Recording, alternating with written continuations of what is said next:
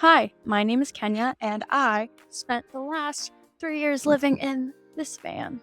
I'm going to tell you a little bit about it. Hopefully, it makes your life a little bit easier if you're thinking about living in a van, or if you're just curious. Here are the answers. Now, let's go check out my van.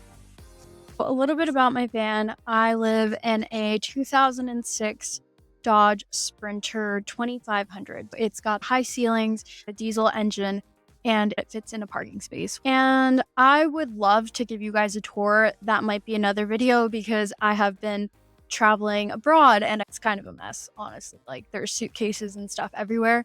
But yeah, today I'm going to answer questions that I get all the time about van life. Here we go.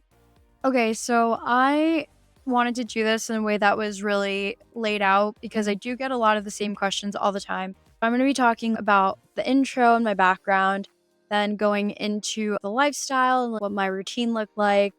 I'll share lessons I learned and practical things. I wrote these down and hopefully they are what you want to hear or you're curious about. So I'll separate them out so it makes it easy for you guys to just sift through what you're looking for. Starting with the intro and background, what inspired me to start living in a van and traveling full time? In 2020, I basically moved to LA with my best friend. That was the beginning of the pandemic.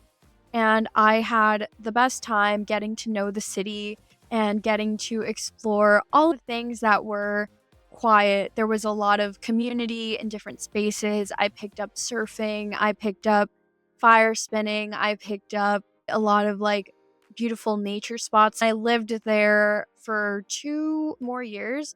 And then the pandemic started cooling down, things were opening back up, and the city started looking more alive. And if you've ever been to LA, you know LA is full of traffic, full of people, full of things to do, but just hectic. And I didn't know LA when I first moved there. So as it started getting like that, I started noticing my anxiety around these many people is overwhelming. And then after about a year of living there, I met this guy and we dated for a while. He lived out of a truck and traveled full time. He did cliff diving and extreme sports and stuff like that. So he would go in his truck and live in these beautiful places and do all of these beautiful outdoorsy things that I'd always dreamed of doing. And I would spend weeks at a time with him just living in his truck and getting to explore nature in a way that felt so unrestricted and free. Honestly, seeing his lifestyle and meeting people similar to him inspired me. I remember as a kid growing up, I'd always thought, oh my God, that's really cool. But I don't think I could ever do it alone because I'm a woman. It's really scary and it's probably not safe. And I just don't know if I could go through it all because there's lots of things to consider. And I'd have to build my van out and I'd have to do all this and that. But when I was out there with him, I met women who were traveling alone and they were empowered and brave. I got inspired. And then, after I'd spend time with him, I'd go back to my LA apartment and started to feel trapped because I'd spend all this time free in nature, rowing about, just getting to park and be wherever I wanted and living very comfortably, right? Like it was a truck, but it was everything I needed. I realized I didn't need much to be happy except food, the comforts of a warm bed, a sweater, and my dog to stay happy in a space. And so him and I broke up. We didn't work out, and that's fine. But in my head, after we broke up, I was just like, okay, I was a little bit sad. I think I was more sad, not necessarily because of our breakup, but more so because I was losing this part of me that would get to go and be in nature and be free. So I decided for myself that I needed to choose my happiness. I needed to choose my growth. I needed to choose my dreams. And it had always been a dream of mine to just go out and see the world in a new way. So I did it. I flew back home to Florida. I sold everything in my LA apartment. My lease was coming to an end. My best friend also got a job working in production, which was her dream. So it actually really aligned. Like, when you want something, the universe makes it happen. So I was able to move out, sold all my stuff. Then I flew back home to Florida with my family, and I just spent some time trying to figure out how I was going to build this van, how I was going to buy a van, how I was going to get the money to buy a van, because it's not cheap. And so I spent time doing all those things, and I haven't looked back since until now. So the next question that I get a lot is, how did I choose my van and what was the process of buying it? I chose my van through a lot of research, actually. I joined Facebook groups, which I definitely recommend if you're interested in living in van life. I can link some for you if you're interested. There are some great support groups of nomads who have been living this lifestyle for years and keep an eye out for you. I personally did this whole van life as a solo female traveler, so the groups that I joined were specifically tailored to that. If you're a guy, that might not work out for you, but there are other groups that are very accessible in the same way and provide the same support. So I did my research on those groups, did my research when I was looking through vans. I found my van on Facebook Marketplace, and when I was looking for vans, I knew that there were a few mechanical things that I wanted to look out for. I knew that there was like certain things that would make it easier, like if there was already some build done, or if I wanted to buy it from a dealership. I looked at those options as well. I, at the time, had not prepped to buy a van in the ways that maybe some other people do. So I had income that I had saved, but I did not have a lot of money in the bank. And I'm actually very grateful because I was able to borrow money from my family, which I then paid them back for. But just like having that support and additional income is very important. Vans are not cheap. They're like buying a vehicle, except a little bit more expensive because they are larger vehicles.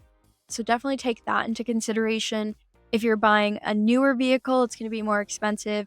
If you're buying a used vehicle, it's going to be less expensive, but it could come with more expenses depending on the condition of things like the engine, the transmission, or the interior. Some vans that people sell on Facebook Marketplace are already built out, but you also have to take into consideration, is this a build that I want, that I could see myself living in? Because when those people built out those vans, they built it with their considerations. I'll talk a little bit more about things you might want to consider when you're building your van out, but those are just some things that come to mind for me right now. So I'll talk about what my biggest fears and hesitations were before, or my early times in van life. So basically, there were a lot of fears, right? I remember living in a very beautiful, comfortable apartment in LA that had high ceilings, beautiful like lighting, natural lighting, and I was with my best friend. It was ideal for me. I remember when I was selling my stuff, I was so excited. I'm like, I'm going to get to go live in a van and travel the world. But then after I moved back home with my family in Florida and I was actively looking for a van, I realized, holy crap, I have no home right now that is my own. I have no possessions because I sold a lot of them. I am trying to go live by myself in the middle of nowhere. And fear started to creep in. My biggest fear when I first moved into my van was related to loneliness. That's a very common fear, especially if you're doing this solo. I had fears about parking somewhere alone and not feeling safe. I had fears about things happening to my van and me not being able to take care of those things, like getting stuck in places without signal. I had fears of people stealing my van. Actually, this is a fun story. I remember when I first moved into my van, I had this recurring nightmare that anytime I left my van parked somewhere in LA, like, and let's say because I was living in LA, and there's a lot of homeless people there, and there's a lot of things that the homeless people do in LA, like they set my friend's car on fire, they break into vehicles, they steal things. And so it's quite a situation. And because I was living in LA for the first 3 months after I moved into my van, I had this recurring nightmare that anytime I would leave my van parked somewhere and I wasn't in it, that homeless people were gonna break in, steal everything, and just like live in it. And that nightmare, like, I had for so long actually ended up happening to one of my friends that also lived in a van. And actually, I think it did happen in LA. Her van was stolen. Sadly, she recovered it and it was in another state, but crazy. That was my biggest nightmare happening. And then it happened to somebody else that I knew, like, just craziness, right? Um, but yeah, I had a lot of fears, and guess what? I overcame all of them. I got over my fear of being lonely because I recognized the power of being alone. I got over my fear of leaving a city that I knew for places that I didn't know and people that I didn't know. I got over my fear of sleeping alone at night in parking lots. Like, all of these things, you go through them and you realize you either have to face them or live in fear of them. Some of my best memories and some of my best nights sleeping were actually when I was parked out in the middle of nowhere with nobody around. To most people, I think that's probably terrifying, right? Like, you don't have any city lights, all you have is the moonlight. You don't have a store you could walk down and talk to somebody, but those are actually some of the safest moments for me. The hesitations and fears should not be what limit you in this experience, because your fears are half of the time, 90% of the time, only fears and not what reality can be. So challenge yourself, do the things that scare you, and come out of the other end. Okay, so the next thing I'm going to talk about is lifestyle and my daily routine. This looks different for everyone, especially when you're living in a van. It depends on how you're choosing to live. For me personally, I worked a remote job as a project manager. It was a 9 to 5, but it was remote. And what that means is I had flexibility on how I chose to use my time. When I was experiencing full time travel, a lot of my travel was based on the seasons. In the winter, I'd stay south because it was warmer, or I'd go a little bit north where it's cold if I wanted to do snow sports. But then I'd slowly work my way up the Pacific Northwest up to Canada for the summer because it's just gorgeous there. And, before living in a van, there were all of these places that I wanted to go that I'd never been. And so this was my opportunity to decide where I want to go, how long I want to spend there. I planned out the different locations on a Google map, and then I'd pin it. And I started traveling. When I first started traveling, I would stay in a town or two for 2 to 3 weeks, maybe a few days if it was just a town I was passing through. My days would look like either me driving a few hours to get to a town that had a gym where I could work out and cook breakfast, or me waking up in a beautiful place where I would then cook breakfast, start my work day, and then during about like lunchtime or 2 to 3 p.m., I'd decide, like, do I want to stay here or do I want to drive somewhere else? Maybe driving to that next location, or trying to figure out the plan of what my week wants to look like and then acting from there. Yeah, it was honestly just very flexible to fit the needs of what I wanted. If I wanted to go adventure somewhere like climbing or go surfing, then I'd put myself in a position that was more accessible for that. Or if I was trying to live a normal life, I'd spend some time living in cities. Honestly, Planet Fitness, the gym, was where I centered my life on because I shower there, I work out there, and it keeps me finding a place to go to. A lot of the time, it was being at least a few hours from a gym so that I could work out and shower whenever I needed to. I'm pretty sure I showered almost every day if I could. I also have a shower in the back of my van that I did use a couple of times if I was too remote, but a shower to me was always very important and something to consider for my day to day. Okay, another big question that I get asked is how do I handle everyday things like showering, a bathroom, cooking? Well, here's the answer. I only pooped in the woods maybe twice. And I followed all the right protocols. There's actually specific ways that you're supposed to discard your if you do it in nature. But also, when I was considering the van build that I wanted, that was one of my top priorities. Having a toilet in my van, which I do have. It's a built-in self-sustaining toilet. It's not one of those you can just buy. It was built into the design of the van. And then it drains down underneath my van into this tank where it holds, and then I just go dump it, similar to an RV. But I only pee in my van. I have pooped in my van. If you're curious about that, I can maybe share a story on that at some point. But I have pooped in my van, but not something that I choose to do actively. And cooking, that was another thing that I took into consideration when thinking about a van build. So in my van, I have a sink, but having a full stovetop and oven was not part of my consideration, mostly because I was plant-based for a lot of it. And so what that meant was that I ate a lot of fresh foods and foods that cooked very easily. So it wasn't a lot of meat. It was a lot of things that I could make. Like, it was a lot of smoothie bowls, it was a lot of salads, it was a lot of things like that. So it just wasn't a lot of like my priority to have like an oven where I could bake a lasagna or something, you know what I'm saying? So I actually have a pop-out stove that I just bust out, and I can cook indoors or outdoors. If I'm in a city, I'll cook indoors. If I'm in nature, outdoors always a preference.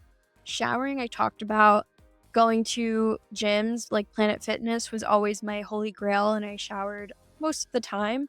And then I also have a shower in the back of my van if I want to use it out in nature, which is a really nice thing to do. The shower in the back of my van uses a propane tank, so it's warm water, which is chef's kiss. Definitely recommend.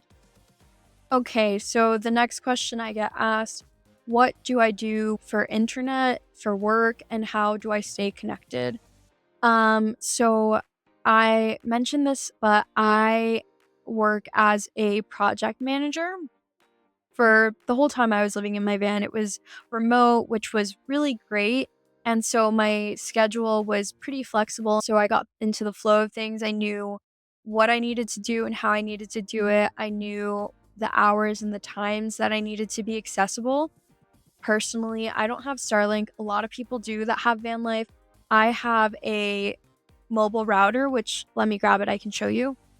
It looks like this, and this is by Netgear, and I will tell you that this has been the best investment for my van because this mobile wireless router is a cheaper alternative to Starlink. I personally think I like it better because it draws less radiation and basically works as a hotspot. So think about your phone as a personal hotspot, but you get a provider for it. So, you know, AT&T, T-Mobile, Verizon. I personally use AT&T because I did research on like network coverage and maps.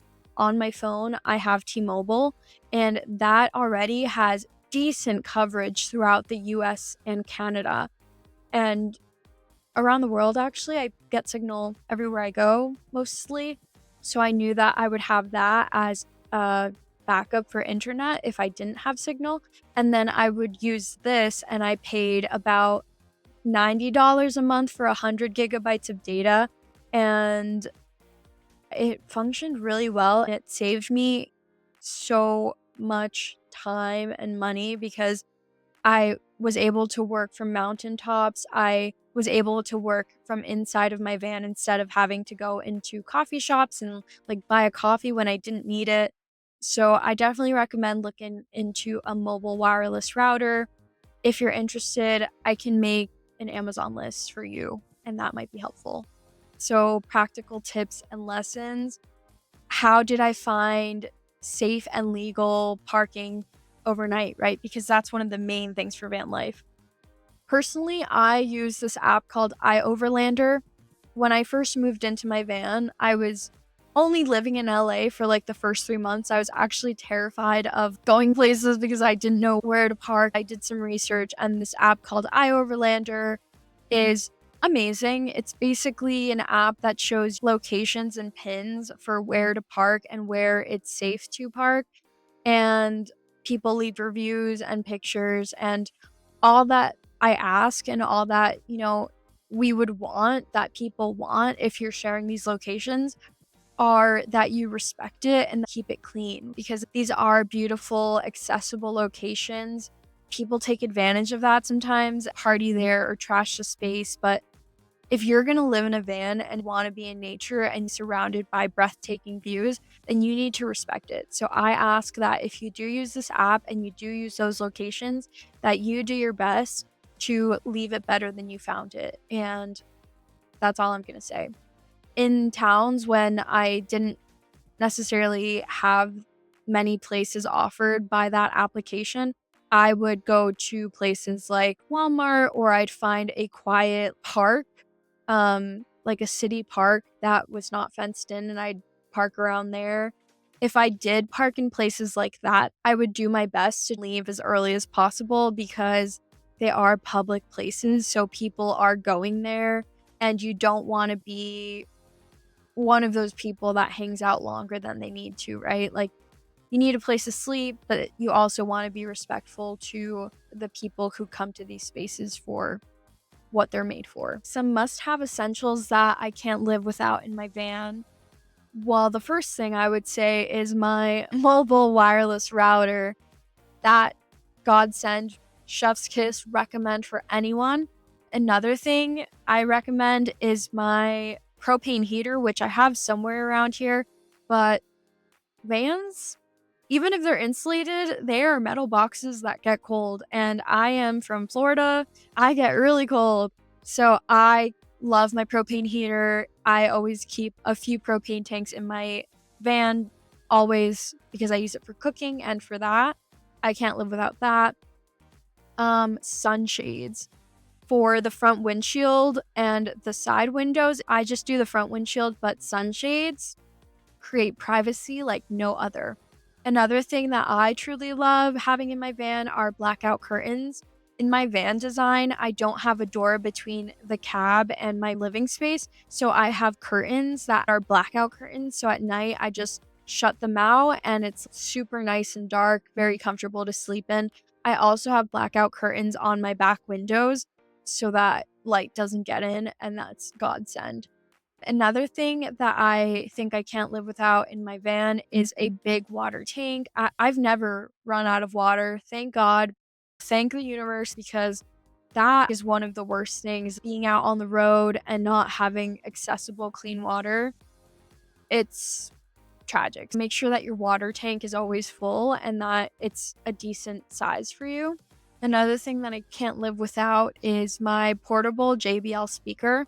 I have a sound system installed in my van, but most of the time I use my little JBL speaker because it's more portable and easier to use. Also, solar power. I have solar panels on my roof rack, and if I didn't have that, I would have to buy a little inverter. It's a lot easier to not have to think about charging your systems. Solar panels are a must have for me as well. Okay, and I'm going to end the video now, but one of the last questions that I want to answer are, what are some of the things about van life that turned out to be easy that I originally thought would be hard? And then maybe vice versa. One of the things that I thought would be hard about doing van life was finding places to sleep, but actually that turned out to be a lot easier. I have gotten kicked out before, but honestly, once you start doing it for a while, like the first month, then you're like, okay, this is cool. And then it just becomes like second nature. And then the more you travel and return to the places you've been to before, you have pins and memories and know where to go. So that actually turned out to be easier. Another thing about van life that I thought would be hard but was actually easy was cooking. I didn't have a proper kitchen installed in my van, and I thought I'm probably gonna be less healthy because I'm gonna have to always unpack this kitchen setup and do all the things. But it actually became easier because I had more time and less space, so that cooking became a lot easier. I didn't have to worry about walking across the hall to get my stuff from the fridge and then coming back because it was all there. Cooking was actually a lot easier than I thought it would be. Finding bathrooms, I thought that was gonna be hard. It actually ended up being easier. You know, like I said, I only go number 1 in my van and not number 2. However, I thought that, how am I gonna walk into stores every day and feel comfortable knowing that I'm just going in and going out? But it actually just became like second nature. A lot of the times I'd go into a coffee shop and I'd want to buy something too, or like a grocery store when I needed to buy groceries. So I'd just use the bathroom first, taking my dog to the dog park first thing in the morning and then just using their bathroom. I thought it would be really hard and really awkward to do that, but it actually ended up being pretty easy. Some things that I thought would be easy but were actually hard, getting used to the gas prices. I'm sure we all know that gas prices have been in an influx, but especially living in LA, they are pricey. And you go everywhere else and they change, but I use diesel, which in LA is also more expensive. One of the things I always thought would be easy was just like, oh, you go fill up. But you go fill up and then you realize how expensive it is. And then you realize that in every town, they don't always have diesel. Like, diesel isn't a thing that they have at every gas station. So I'd have to plan out, oh, I'm going to have to fill up here like ahead of time. I used apps that helped me find fuel at the best prices. And yeah, I thought that would be easy, but it was actually trickier sometimes, especially if you're on longer road trips. Another thing that I thought would be easy but was actually hard was going to beautiful places. So, beautiful places, beautiful remote places come with lots of risk and reward, right? So, I've gotten stuck in some beautiful places that I probably regretted going to, that I've gotten stuck in sand a few times and I regretted going to, not because they weren't beautiful, but because I lost my autonomy. Like, I got stuck and I thought, oh, like, this is a big van. You can just go through these areas of sand that look very padded, but actually it wasn't. I had to call AAA, and then half of the time, if it's far out remote, AAA won't. I've gotten really blessed and lucky to have that. There was times where I had to like call a local towing company and they pulled me like 2 feet and charged me like $600. I always thought, like, my van, it's gonna be really easy getting everywhere because it's a giant van and it has giant tires. It wasn't all the time very easy. And then another thing that I thought would be easy but was actually hard was keeping food cold. I have a fridge in my van and it's amazing, but there have been times where I'm in a really cloudy area like Oregon, and if it's not sunny, my van can charge the house battery through the car battery, but it's not always the best. There have been times where like I've had to shut off my fridge for a few days and I'm just like, I don't want to open it. My food is going to go bad. So that's a thing that happens. Stay in the sunlight if you can. If you have solar, think ahead. But yeah, I think I'm gonna stop there. There are so many things that I could share with you that I want to talk about. And I think honestly, I'm probably gonna make more videos about this because there's just so much knowledge to share. And I would love for more people to try out this lifestyle. For me, it not only helped me with my personal anxiety and independence and empowerment, but it also put me in a position where I learned lots of life skills. Like, I know so much about cars now. I've fixed my van so many ways and times. I know so much about tools and just a lot of things that I never thought I would really be capable of understanding and learning. And I'm really proud of myself for that, but I would love to see more people try this. I know a lot of people are curious about it. So I hope you continue to follow your dreams if this is the life that you want. I hope that I can provide more insight that motivate you and propel you to continue to follow that dream. And yeah, I hope you enjoyed this video. And if you want to leave a comment on any other questions you might have, I'm definitely going to make more videos like this explaining my process and talking about the things I learned. There is so much that I can share after living here for almost 4 years. Hopefully, I will see you in the next one. Bye. Thanks for watching.